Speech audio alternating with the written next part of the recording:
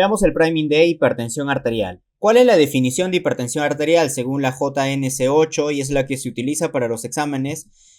Donde tenemos una presión arterial sistólica mayor o igual a 140, una diastólica mayor o igual a 90. ¿Ya? Pero deben recordar también según la clasificación de la AJA, donde te dice que debe ser mayor o igual a 130 IO mayor o igual a 80 la diastólica. ¿Ok? Ese es según la AJA, ¿no? ¿Cuál viene a ser la etiología de la hipertensión arterial? Tenemos una hipertensión arterial esencial o primaria, que es la más frecuente, representa un 85-95%, se presenta entre los 30 a 50 años. Esta hipertensión arterial esencial o primaria es sin causa aparente, es decir, es multifactorial. Tiene factores de riesgo como obesidad, tabaco, diabetes, inactividad física, la etnia, ¿no? Son factores de riesgo. La hipertensión arterial secundaria representa hasta un 15%, de un 5 a un 15%, y se presentan en menores de 30 años, mayores de 50 años. Es decir, acá hay una causa secundaria. Por alguna enfermedad se está produciendo esta hipertensión arterial. Por ejemplo, hay causas renales, endocrinas, coartación de aorta, estrogénicas, neurológicas, por tratamiento, o otra que tenemos la apnea del sueño. Entonces, ¿cómo te vas a acordar con el acrónimo RESENTA? ¿Ya? Entonces, cuando tenemos de una causa renal, y a propósito es la causa más frecuente, si te preguntan cuál es la causa más frecuente de hipertensión arterial de causa secundaria, es la enfermedad renal crónica. La enfermedad renal crónica de tipo parenquimatosa, que puede ser por abuso de AINES, ¿no es cierto? Que puede ser por poliquistosis renal, etc. Y también tenemos de causa vascular, es decir, la estenosis de la arteria renal. Y la estenosis de la arteria renal va a ser diferente en paciente joven y en paciente anciano. En paciente joven, sobre todo en mujer, hablamos de una displasia fibromuscular que va a comprometer los 2/3 externos de la arteria renal, mientras que el tercio interno de la arteria renal es producida por la aterosclerosis renal, y esto es frecuente en ancianos, sobre todo varones. ¿Ok? De causa endocrina, acá tenemos varios tipos. Por ejemplo, el hiperaldosteronismo primario. Este viene a ser la causa endocrina más frecuente, el hiperaldosteronismo primario. Feocromocitoma, tienes que recordar de su triada. Te van a hablar de un paciente joven que viene con cefalea, que viene con diaforesis, que viene con palpitaciones. ¿Cómo hacemos su diagnóstico? Con metanefrinas urinarias. O también le puedes pedir una tomografía, ¿no es cierto? Recuerda que este feocromocitoma se va a localizar a nivel de la médula, de la suprarrenal, ¿no? ¿Y cómo vas a hacer su tratamiento? Su tratamiento de elección, su tratamiento médico de elección, va a ser, doctores, con alfa-adrenérgicos. Y, por ejemplo, ¿quién tenemos ahí? La fenoxibenzamida. O también le puedes dar la fentolamina, pero mejor que la fentolamina es la fenoxibenzamida, ¿ok? También le puedes hacer tratamiento quirúrgico. En el síndrome de Cushing, pues va a tener el fenotipo característico, un paciente que viene con obesidad, el paciente que viene con estrías rojas, el paciente que viene con cara luna, cuello de búfalo, etcétera, y que ha estado tomando corticoides. Ese es un dato muy importante que te puede mencionar en tu pregunta. El hipertiroidismo, el paciente viene con una disminución de peso, el paciente viene con una hiperactividad, el paciente tiene un exoftalmos. Son datos característicos de un hipertiroidismo. Recuerda, intolerancia al calor, son datos de hipertiroidismo. La coartación de aorta, ¿cuál es lo característico? Que hay una diferencia de presión arterial en los miembros superiores versus los miembros inferiores. Donde en los miembros inferiores tenemos una hipotensión más bien, y en los miembros superiores tenemos una hipertensión. ¿Qué vamos a encontrar en la exploración? Un soplo sistólico continuo. Los estrogénicos, por ejemplo, el consumo de anticonceptivos orales combinados. Un 5% de estas pacientes que toman los sacos te van a producir una hipertensión arterial. Neurológica, por ejemplo, una elevación de la presión intracraneal. Psicoestimulantes, anfetaminas, cocaína, te produce hipertensión arterial. Y por tratamiento, es decir, de causa farmacológica, tenemos los AINES, tenemos los corticoides, el que acabamos de ver, los ACOs, tenemos los simpático-miméticos, tenemos, por ejemplo, el tacrolimus, tenemos la ciclosporina, ¿no es cierto? Bien, son datos que no debes olvidarte, sobre todo los AINES y los corticoides que te causan una hipertensión arterial.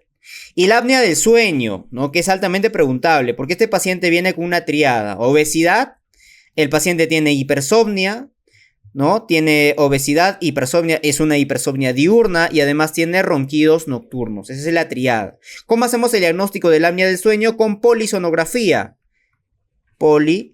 sonografía. También le podemos pedir un mapa, una monitorización ambulatoria de la presión arterial, sí, y ahí te va a dar el patrón non-dipper. En la noche generalmente el paciente disminuye su presión arterial, pero ¿qué sucede en el apnea del sueño? Más bien se mantiene o aumenta, ¿ok? Ese se denomina el patrón non-dipper, no disminuye la presión arterial durante el sueño. ¿Y cómo hacemos su manejo? Principalmente estos pacientes como cursan con obesidad tenemos que disminuir el peso y le podemos dar CPAP. Veamos la clínica. Lo más frecuente de la hipertensión arterial es asintomática, doctores. Por eso se considera esta enfermedad silenciosa, ¿no? Y luego ya el paciente puede venir con complicaciones o es un diagnóstico. De repente el paciente viene por cualquier otro cuadro, ¿no? Le toma su presión arterial y encuentras elevada. Entonces, estos pacientes lo más frecuente es que sea asintomático. Vamos a encontrar complicaciones cardíacas, por ejemplo, hipertrofia del ventrículo izquierdo. ¿Qué sucede? Que cuando tenemos una presión alta, la poscarga se va a encontrar aumentada. Entonces, el corazón, sobre todo el ventrículo izquierdo, tiene que vencer esa resistencia y el corazón, el ventrículo izquierdo empieza a crecer. Pero empieza a crecer de manera concéntrica, doctores. Empieza a crecer de manera concéntrica, por lo tanto vamos a tener una hipertrofia ventricular del lado izquierdo, índice de Sokolov mayor de 35 milímetros, ¿ok? Además, si es que hay un crecimiento concéntrico, lo que está fallando viene a ser el llenado, la capacidad de llenado disminuye, ¿ya? Otra complicación cardiológica como arritmia es la fibrilación auricular, por ejemplo.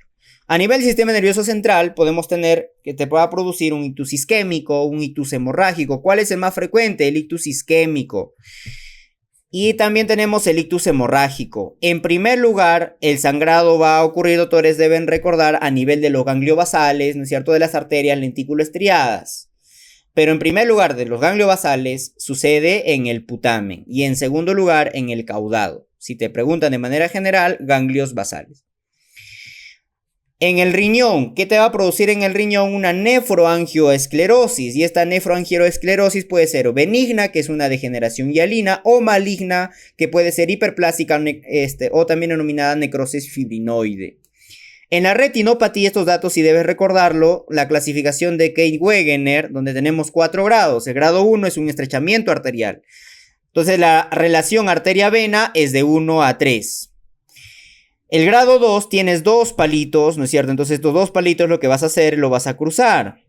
Entonces, ¿qué tenemos ahí? Cruces arteriovenosos. Tenemos los llamados hilos de plata y tenemos los hilos de cobre en el grado 2. En el 3 tenemos el exudado y las hemorragias. Y en el 4 tenemos un edema de papila. El daño endotelial te va a producir una enfermedad arterial periférica donde vas a encontrar el índice tobillo-brazo menor de 0.9, ¿ok? Y la clásica claudicación intermitente, que es una de la clínica importante en enfermedad arterial periférica. La clasificación, bueno, grado 1, vamos a tener de 140 a 159, la sistólica y la diastólica de 90 a 99. Acá va a ir de 20 en 20, a diferencia de la clasificación de la AJA, que va de 10 en 10, ¿no? La sistólica va de 10 en 10 y la diastólica de 5 en 5. Acá la sistólica va de 20 en 20 y la diastólica va de 10 en 10, ¿ya? Más o menos para que lo puedan relacionar.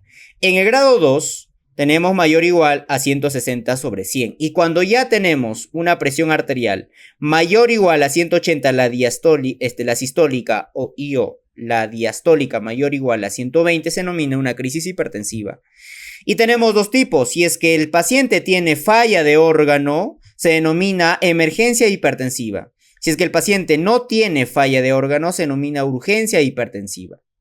¿Okay? Y acá el tratamiento es totalmente diferente, porque en la urgencia hipertensiva el manejo es, por ejemplo, se tiene que bajar la presión arterial en la urgencia hipertensiva dentro de las 24 o 48 horas, a diferencia de la emergencia hipertensiva que tienes en 1 hora para que disminuya su presión arterial en un 25%.